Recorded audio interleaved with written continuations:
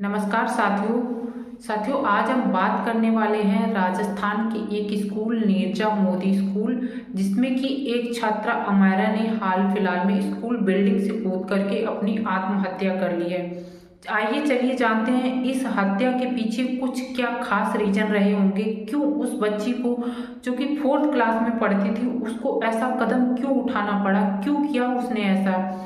साथियों, एक ऑडियो निकल के आया है जो कि खुद अमायरा की माँ ने रिकॉर्ड किया हुआ था, जिसमें कि वो बच्ची बताती है कि मुझे बच्चे स्कूल में परेशान करते हैं, बुलिंग करते हैं, मुझे टॉर्चर किया जा रहा है, कोई ना कोई बच्चा जाके मेरी कंप्लेन कराता है और मैं स्कूल में नहीं जाना चाहती हूँ, मुझे किसी दूसरे स्कूल में भेज दीजिएगा। ये उस बच्ची के शब्द थे जो कि उनकी माँ ने ऑलरेडी रिकॉर्ड किए हुए थे।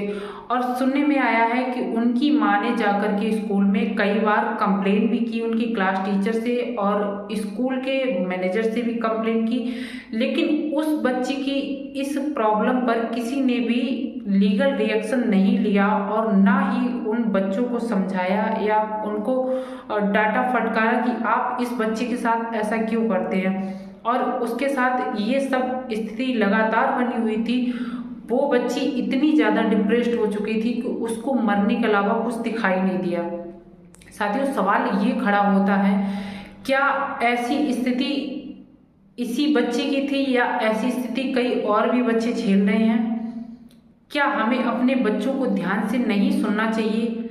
हमें अपने बच्चों की बात पर रिएक्शन क्यों नहीं करना चाहिए? क्यों नहीं हम लीगल एक्शन लेते हैं? क्यों अपने बच्चों को ध्यान से नहीं सुनते हैं?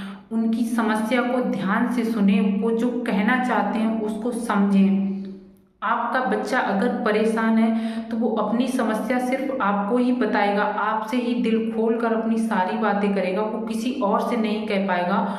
और जब उसको माँ बाप से उम्मीद खत्म हो जाती है, उसको लगता है कि अब कुछ नहीं हो पा रहा है, तब बच्चे इस तरह के गलत स्टेप्स लेते हैं।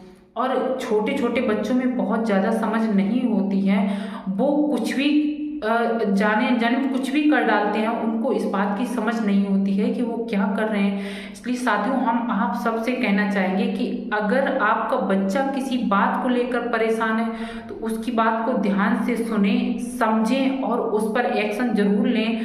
अगर मुझे लगता है कि इस बच्ची को अगर इतना ज़्यादा प्रॉब्लम था तो इसका स्कूल चेंज करा दिया गया होता, इसको वहाँ जाने से कुछ दिन के लिए रोका गया होता, स्कूल प्रशासन से इसकी शिकायत की गई होती, तो हो सकता आज वो बच्ची बची हुई होती, उस बच्ची को बचाया जा सकता था।